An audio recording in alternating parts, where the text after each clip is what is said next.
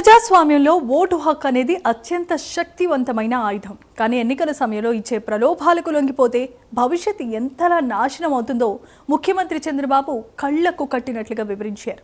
ఉచిత బస్సు ప్రయాణ పథకం ఏడాది పూర్తి చేసుకున్న సందర్భంగా మహిళలతో కలిసి బస్సులో ప్రయాణించిన సీఎం ఓటుకు నోటు సంస్కృతిపై సంచలనమైన వ్యాఖ్యలు చేశారు.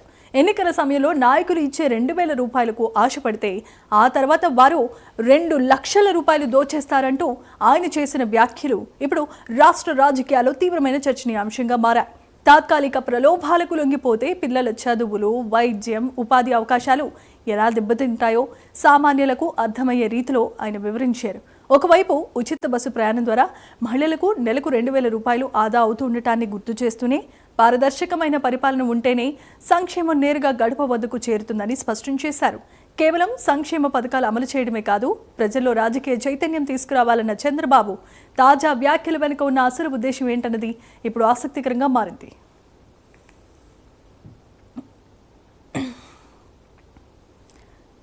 రైట్గా ఈ ఉచిత బస్సు ప్రయాణంలో సీఎం చంద్రబాబు నాయుడు పాల్గొనడమే కాదు, రాబోయే ఎన్నికల్లో అనుసరించాల్సిన ప్రవర్తనపై కూడా ఆయన మహిళలకు దిశానిర్దేశం చేశారు. ఇది ఇప్పుడు ప్రత్యేక ఆకర్షణగా నిలిచింది.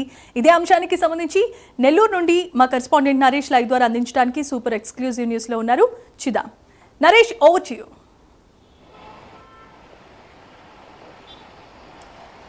ఉచిత బస్సు ప్రయాణం మహిళలకు గత ఏడాది ఆగస్టు 15న ప్రవేశపెట్టారు. స్త్రీశక్తి మరింత రెట్టింపు దిశగా కూడా ఏడాది కాలం పాటు ఏ విధంగా కొనసాగిందనే దాని మీద కూడా నారా చంద్రబాబు నాయుడు మహిళలతో ఏదైతే లబ్ధిదారులు ఎవరైతే ఉన్నారో వాళ్ళతో ముఖాముఖిగా మాట్లాడటమే కాకుండా వారితో పాటు కొంత ప్రయాణం కూడా బస్సులోనే చేశారు. బస్సులో ప్రయాణం చేస్తూ కూడా కొంత వాళ్ళకి ఏంటి అనే దాని మీద కూడా ఈ యొక్క బస్సు ప్రయాణం ఉచితం ఇచ్చిన తర్వాత నెలకు 2,000 ఆదాయం వస్తుంది.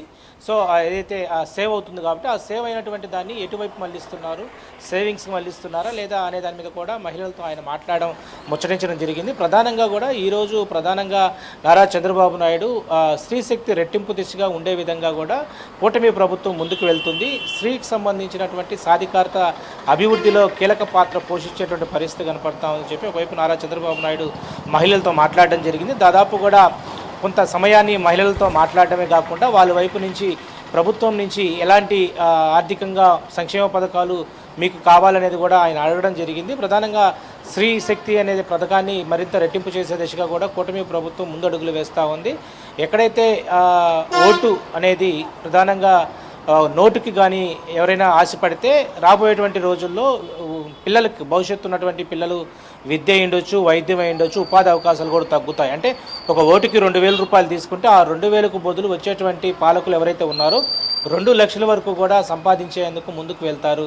ఆ మైండ్ ఆఫ్ మూడ్లో వెళ్తారు. కాబట్టి ఈ యొక్క ఓటు నోటు అనే సంస్కృతిని ఇకపై మనం తీసుకురానియకుండా ముందుకు వెళ్ళాలా, ఒక గాడిలో రాష్ట్ర అభివృద్ధిని ముందుకు తీసుకెళ్లే దిశగా కూడా మీరందరూ కూడా చైతన్యవంతులు అవ్వాలని చెప్పి ఒకవైపు మహిళలు చెప్పడం జరిగింది. ఇక్కడ ప్రధానంగా కూడా ఈ యొక్క వ్యాఖ్య ఏదైతే ఓటుకి 2,000 రూపాయలు తీసుకుంటే రానున్నటువంటి మన పిల్లల భవిష్యత్తు అంతా కూడా చిందరబందరం అయిపోతుంది.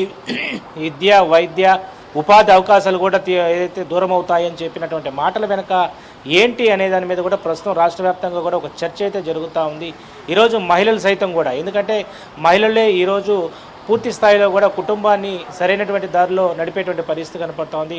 ఆ మహిళలే కరెక్ట్గా ఉంటే ఏదైతే ఈ యొక్క రాష్ట్రం అంతా కూడా సుభిక్షంగా ముందుకు వెళ్తుంది. మీరు చైతన్యవంతంగా, రాజకీయవంతంగా చైతన్యవంతులు కావాలా, మీకు సంబంధించినటువంటి ఆర్థికంగా ఇంకేదైనా భరోసా కావాలా, సంక్షేమ పథకాలు మీ గడప వద్దకు వచ్చే విధంగా కూడా అన్నీ చేస్తూ ఉన్నాం. మీరు కూడా ఎంటర్‌ప్రెన్యూర్గా కూడా ప్రతి ఒక్కరు కూడా చైతన్యవంతంగా ఉంటేనే ఏదైతే ఆగస్టు 15 స్వాతంత్రం వచ్చింది అనుకుంటామో, సో మహిళలకు కూడా అదే స్వాతంత్రంగా కూడా మేము అనుకుంటామని చెప్పి నారా చంద్రబాబు నాయుడు మహిళలతో మాట్లాడడం జరిగింది. ప్రధానంగా కూడా ఏదైతే మహిళా స్త్రీశక్తి పథకం ఏదైతే ఉందో ఇప్పటికే బస్సు ఫ్రీ అనే దాని మీద ఎలాంటి పరిస్థితులు ఉన్నాయి రాష్ట్ర వ్యాప్తంగా అనే దాని మీద కూడా పూర్తి అధ్యయనం కూడా జరిగింది. వాటికి సంబంధించి మహిళలతో ఈరోజు మాట్లాడినటువంటి మాటల్లో కొంత ఆసక్తికరమైనటువంటి విషయాలు కూడా మాట్లాడడం జరిగింది.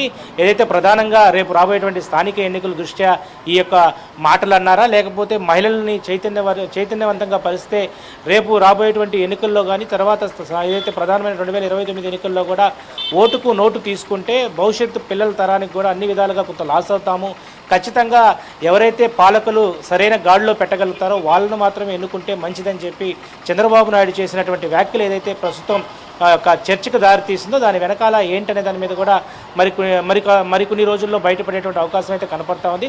మొత్తానికైతే మహిళలంతా కూడా స్వతంత్రంగా మీ కాళ్ళ మీద మీకున్నటువంటి వృత్తి ఏదైతే ఉందో ఏదైనా కానీ ప్రతి పనిలో ఈరోజు మహిళలు పోటీ పడుతున్నారు పురుషులతో. వాళ్ళు తగ్గట్టుగా మీకు అన్ని విధాలుగా కూడా మేము సహకరిస్తున్నాం. ఈరోజు రిజర్వేషన్ పరంగా కూడా మీకు రాజకీయంగా చైతన్యవంతులు అయ్యేందుకు కూడా మేము సహకరిస్తున్నాం.